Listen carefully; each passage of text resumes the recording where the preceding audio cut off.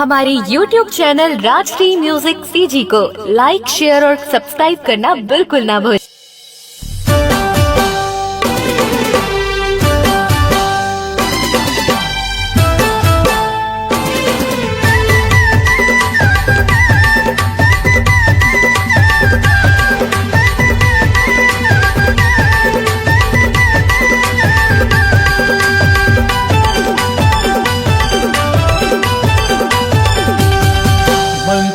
तेरे मन चली टूरी तो संग जिंदगी बहाते।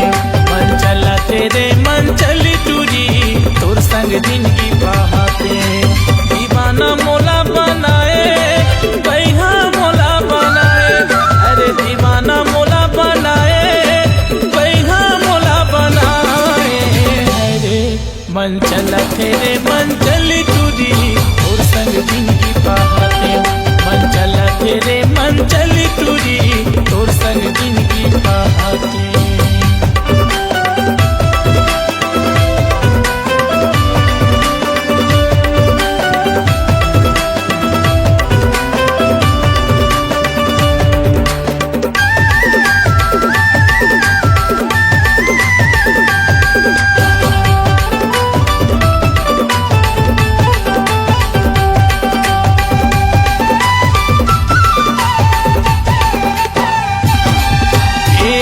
आषाढ़ के महीना झर झर गिरते पानी, लब लब दिखाते वो तोर चढ़ती जवानी।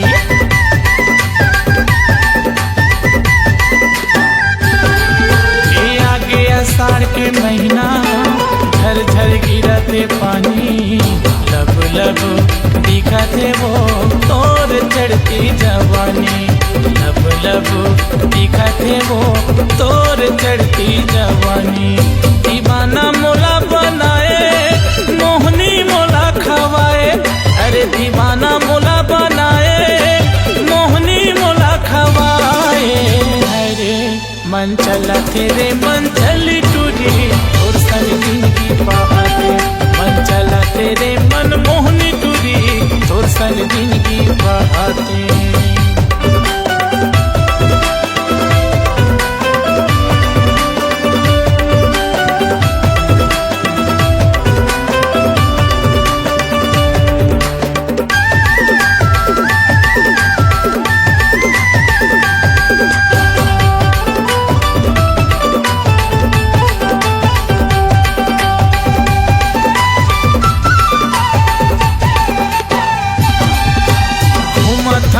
गो पाछू डारे मोला जादू माया माँ तारी रे बन गे हमें हसादू।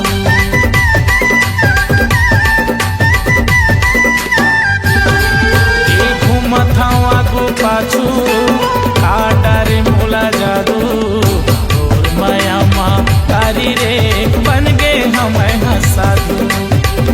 माया माँ तारी रे बन गे हमें हसादू। अरे दीवाना मोला बनाए जादू मंत्र चलाए, अरे दीवाना मोला बनाए जादू मंत्र चलाए। अरे मन चला तेरे मन चली टूरी और संग जिंदगी बहाते। मन चला तेरे मन चली टूरी और संग जिंदगी बहाते।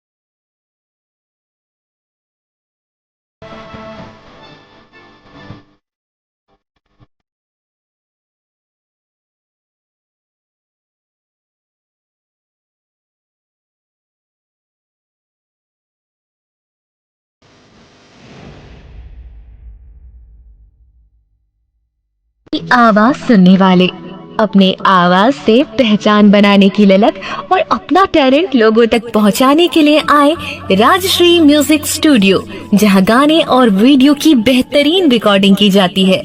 Rajshree music audio video recording studio, Birgaon, Raipur, Chhattisgarh.